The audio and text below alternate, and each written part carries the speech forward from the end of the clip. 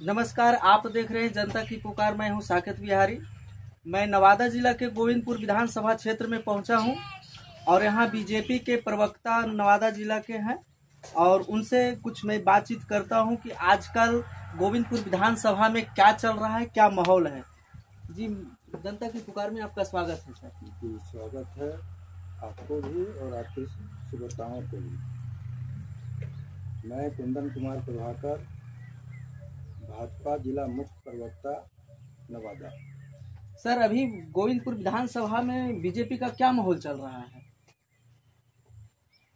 पत्रकार बंधु, अगर आप माहौल को ग्रामीण एरिया में रहकर अगर माहौल की बात करते हैं तो ये दुर्भाग्य की बात है। आपको समझना चाहिए कि जो तूफान पूरे बिहार में आ चुका है एनडीए का, वो तूफान से वंचित हमारा गोविंदपुर विधानसभा नहीं है, अपितु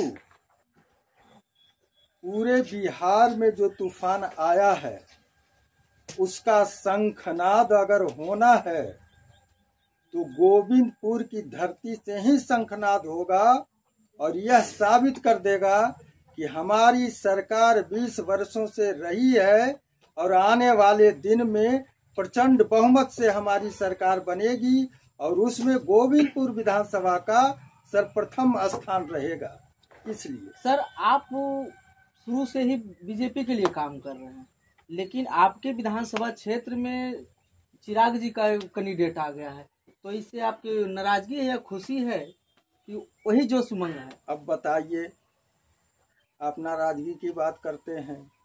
हम 5 भाई पांडव हैं, तो 5 भाई का जब परिवार विस्तार होता है तो अलग अलग नए नए भवन का निर्माण होता है।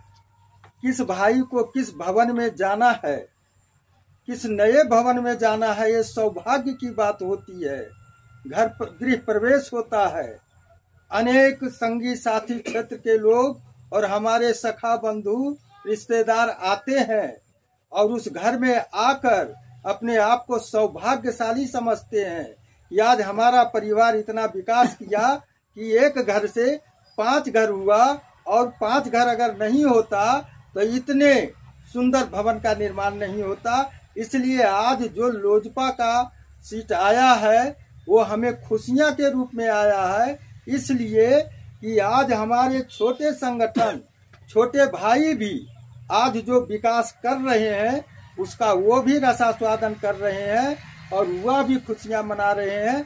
इसलिए पूरे गठबंधन तन मन धन से ऊर्जावान होकर वह हम सारे कार्यकर्ता एनडीए के समर्पित हैं और युद्ध स्तर पर जनता, ये चुनाव कार्यकर्ता नहीं, ये चुनाव गोविंदपुर विधानसभा की जनता लड़ रही है और वो जनता इसलिए लड़ रही है कि आज तक जो पूर्व में 5 साल पूर्व में जो रहे उनका जो गंदा प्रवृत्ति था राजनीति करने का, जो जनता के मत का जिन्होंने तिजारत किया और उन्होंने अपने कार्यकर्ताओं के द्वारा जो जनता के हक हुकूक का जो तिजारत किया, बंदरबाट किया, आज देखते होंगे आज उनके पार्टी के प्रमुख तेजस्वी यादव जी ने उनके साथ क्या किया।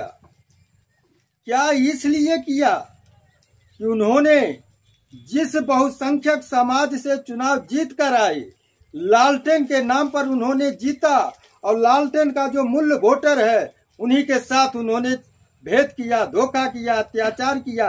ये मैं नहीं कहता, सिर्फ ये पूरी जनता जानती है और तेजस्वी यादव जी को अंततः जनता को अपने आप को समर्पित करना पड़ा और जनता की बात को माननी पड़ी। फिरा कर यमबाई समीकरण पर बात कर रहे हैं आप। जिस बाई की समीकरण की बात कीजिए, मैं जनता की बात कर रहा हूं, आप उसको जिस रूप दीजिए। तो लगता है कि M+22 जो है टूट सकता है? टूट सकता है। लालटेन की मध्यम रोशनी में जो उन्होंने केरोसिन तेल के रूप में यम काम करता है। लालटेन की मध्यम रोशनी में जो उन्होंने यहाँ अत्याचार किया, जो उनके मत का, उनके फंड का जो बंदरबाट किया, वो उनके जो प्रदेश के चीफ हैं, पार्टी के चीफ हैं, वो उनको दिख गया। और दिखने के बाद जो उनको करना चाहिए एक अच्छे व्यक्ति को, एक अच्छे नेतृत्व को, उन्होंने जनता की आवाज को सुनी और उनको टिकट से वंचित कर दिया। लेकिन मैं आपके द्वारा एक बात कहना चाहता हूँ, वो हमारे गांव के हैं, छोटे भाई हैं, कामरान जी। मैं प्रारंभ में 10 साल पूर्व 2010 में मैं खुद अपने हाथों से उनके लिए निर्दलीय लड़ाई लड़ा था। ये युवा हैं, वो समाज सेवा करना चाहते हैं, वो शिक्षित हैं, लेकिन उन्होंने शिक्षा के नाम पर उन्होंने लोगों को भ्रमित करने का काम किया और लोगों के मत को लेकर चीरहरण करने का काम किया।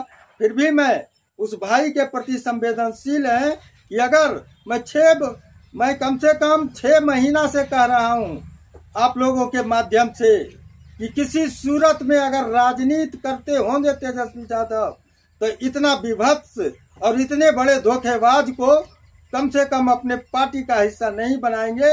आज अंजाम साबित है। मैं उस भाई को संभरने के लिए बोल रहा था कि अपने बाचाल और उस करने का सजा जो मिला है उनके लिए सही हुआ है। मैं तो यही मानूंगा। तो आपके मैं तो यही नहीं मानूंगा। ये कमजोर नेतृत्व का निशानी है।